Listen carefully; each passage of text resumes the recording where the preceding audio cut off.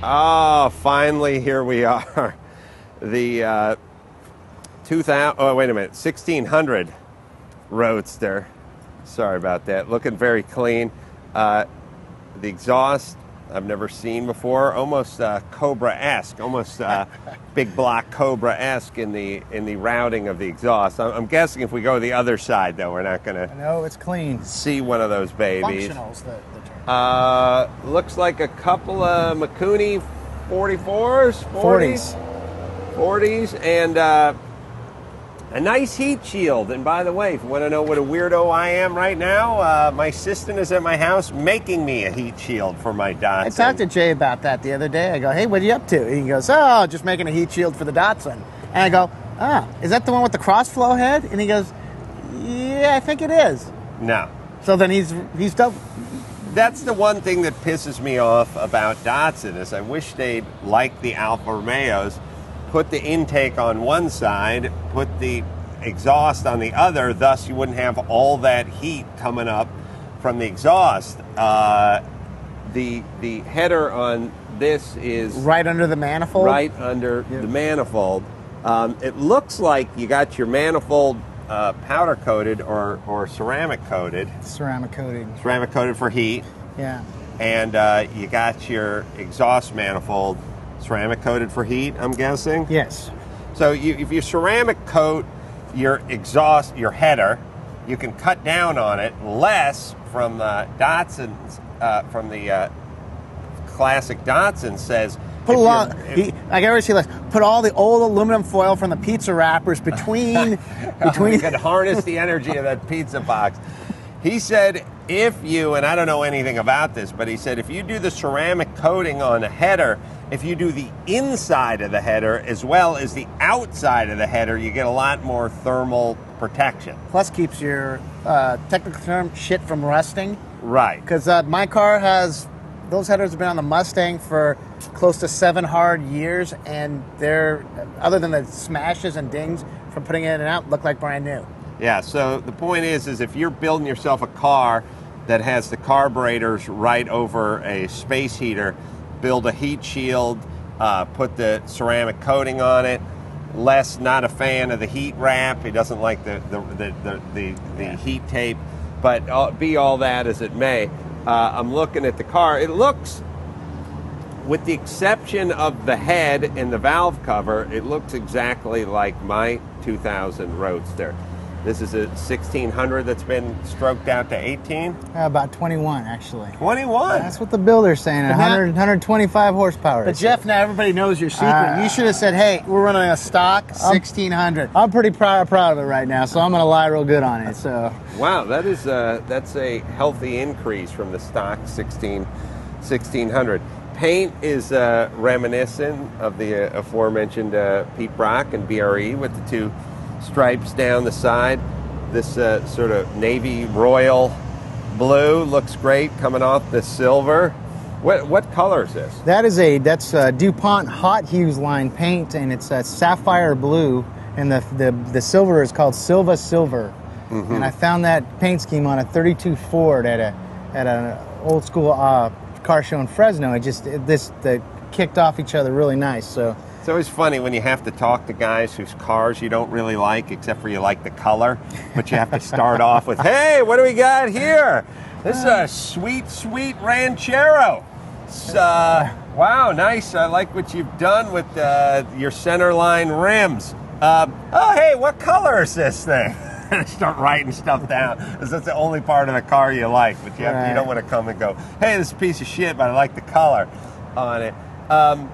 The rims, we have the Libra or whatever, 14 by 5.5s? 4.5s, I believe. 4.5? Yeah. What the fuck? You talking about the bolt pattern on there? No, the width. The width. Oh, yeah, okay, 5.5, yeah. It is a 4.5 bolt pattern. And looks like we got some 205 60-14s. Look, it's generous sized tire considering like small. You know what? And you talking about your friend with the 2-liter with the skinny tires back here on these, I had to roll those fenders back there to get these fatter tires on there, because I think at the most you're going to get a 195 on this tire if you're not, unless you're going to mismatch tires, and there's a real clearance right there. The thing that's crazy about these cars is they have, and it's sort of backwards, unfortunately, which is all the room in the world to put whatever tire you want in the front because of the flare, and ironically almost no room in the back to fit a tire. Did you roll it the old school way with a baseball bat, or how'd you do it? You know, I took it to the shop and I walked away from it, and my buddy Scott there did his voodoo juju on it, and he doesn't look like an old school guy. There may be some technological prowess there. I'm not sure, but it worked out. I've used the baseball bat, and it works okay. You know, it's somebody told me, and I remember it because he goes, "Yeah, you roll it with a baseball bat," and I could not get it around my head that I'm hitting a fender with the baseball bat, because baseball, you hit. I know. No, you roll it with the inside of the bat. It's got the cool Fair Lady badging on the back. The roll bar looks pretty custom to me. Absolutely. Actually, the story behind that is we come from a big dairy area, and those 180s are, we don't have the equipment in where I live to get those done. So that's an actual piece that I found in a scrap pile for $5 each. I got them, and I took it to my welder guy, and he did the custom roll bars and the side pipe there. Oh, those aluminum or stainless? Stainless. And they did the side pipe as well. I like making fun of Miatas earlier, but are these Miata seats? No. Yes, they are. By the way, I gotta tell you, of me to know. By the way, I wasn't making fun of Miatas. I just don't like the style. Let's be clear. I am horrified to know that I recognize a Miata seat, and I've never even been in one. We won't hold it against you. Yeah. Wow. These are Miata seats in the Roadster with the dash, custom gauges, custom dash, so the shape remains basically the same, right? The reason I went with these Miata seats is because you probably have a Roadster. You know it's kind of hard to listen to the music. These actually have the built-in speakers in these seats. It's just got a nice, clean look. It's sort of European, got a little but aggressive. It's got a little aggressive to it. It's the hood is aggressive. I like a hood scoop, but it's not over the top. One other thing I like about cars from this era, the nice use of chrome. You know, the trim. You know, all cars today are pretty much devoid of chrome. Right. It's too expensive, too dangerous to make. The bits and pieces like the headlight buckets and the bumpers and just little touches just are so nice on these cars that it's like you can't understand why these things aren't everywhere. As you look down the fender, it's got a little fin in the back, but just very understated, and it's clean. Oh, and you've shaved the door handles on this. I did not. And the windows. And the windows. Yeah, I did not know. No side windows. Right, no wind wings. No, nothing. I was wondering what I liked. Well, about this car came to me like this originally. This car was a project that a guy who owned it was a master restorer at Hearst Castle, and he bought it for him and his son to bond and go out on autocross. How'd that work out? Son OD 6 months later. I have it here now, so we know how that works out. But I was gonna, when I got into it, I was gonna put the doors back and the windows back. But then I looked at it and I thought, you know, it's got a really kind of cool, unique look to it. It also had a custom-made Lexan Shorty race window that was on it originally. But I'm not the tallest guy in the world. Right. But I was getting tired of getting hit in the forehead with bees and whatnot, so I kind of put a short windshield back on it. But I'm also looking for one more thing which drives me insane about these cars. Somebody over there at Nismo said, hey, man, not only... And some guy went... You know, I was just complaining earlier. Hey, man, you know what we should do? We should take the intake and the exhaust and put them on the same side of the head. And then some other guy at the same meeting said, boss, I'll do you one better. How about we tuck the starter tight where you can't get it under the header? No one will ever get to it that way. Yeah. And then somebody said, well, wait a minute. Now, hold on.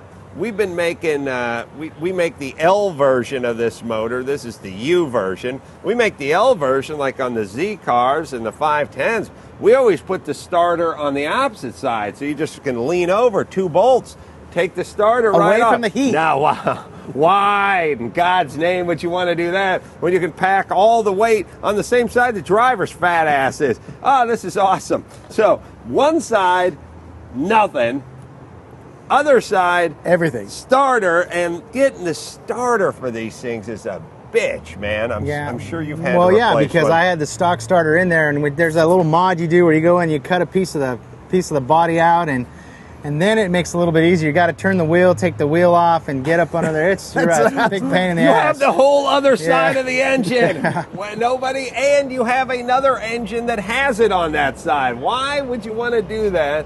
And the only other bitch too is it has a frame. This car has a frame, so the tranny does not just drop out. You got to take it out, old school. And other than that, though, 5-speed. I mean, Ganz, you're talking about a car from the 60s with a 5-speed manual. That's why I don't understand. These cars have so much potential. They're fun to work on, and the parts aren't crazy. There's a lot of people that are doing stuff with them, but they're reasonable price to get something that is either a fix or even a restored one. It's not crazy. This model didn't come stock with the 5-speed. It came stock with the 4-speed. I married up a 5-speed with this. The 2-liter. 2-liter comes with the 5-speed. And this is the R16 motor, so I mean it's just it's a little bit different. And yeah, you're right. We do runs with some buddies, and you drive 6-7 hours on a 4-speed, your ass vibrates for the next 8 hours. So it's nice to have a 5-speed in there. You want to fire it up and let's give Sure. it a listen? What kind of muffler's on this thing? That's a custom-made muffler. The guy who did it for me restored Porsche Boxsters, and so he kind of he did. It's his own deal. Love that carbon.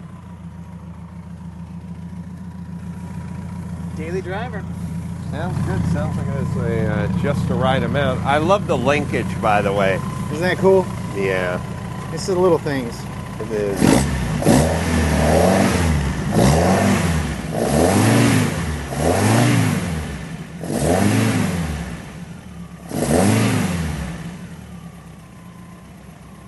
Nice.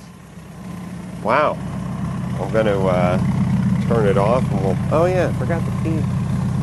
Did you relocate the key position on No, this thing? that's where it's always been. I don't know why. I thought it was on They were trying to rip off those console. Porsche guys with the look. Yeah, I didn't know that.